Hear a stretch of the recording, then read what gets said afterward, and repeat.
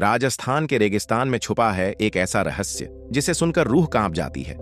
कभी वीर योद्धा रहा कालयाक्ष आज श्रापित प्राणी बनकर भटक रहा है।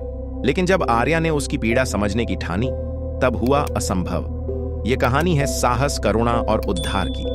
क्या आप भी तैयार हैं इस खंडहर नगरी की छाया में छिपे सच को सुनने के लिए?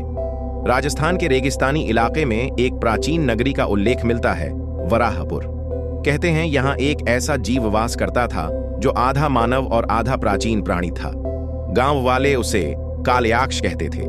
उसका शरीर विशालकाय, दांत दानव जैसे और आंखें अंगारे जैसी जलती रहती।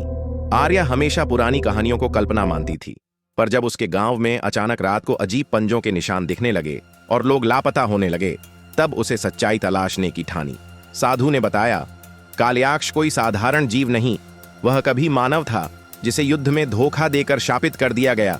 उसका उद्धार तभी होगा जब कोई निर्भीक आत्मा उसकी पीड़ा समझ सके। आर्या अंधेरी रात में वराहपुर की खंडहर नगरी पहुंची। टूटे मंदिरों और खामोश हवाओं में अचानक जमीन हिली। धूल के गुब्बार से निकला कालयाक्ष। उसकी गर्जना से आकाश कांप उठा, लेकिन आर्या भागी नहीं। उसने दृढ़ स्वर में कहा, अगर तुम श्रापित हो तो मैं तुम्हारा दर्द सुनना चाहती हूं। कालयाक्ष की आंखों में पहली बार हिंसा नहीं बल्कि दुख झलक उठा।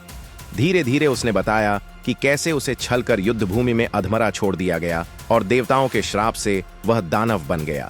आर्या ने मंत्रों और साहस से उसकी आत्मा को मुक्त किया। जैसे ही भोर की पहली किरण खंडहरों पर पड़ी, कालयाक्ष धूल में विलीन हो गया और वराहपुर पर मंडराती छाया हमेशा के लिए मिट गई।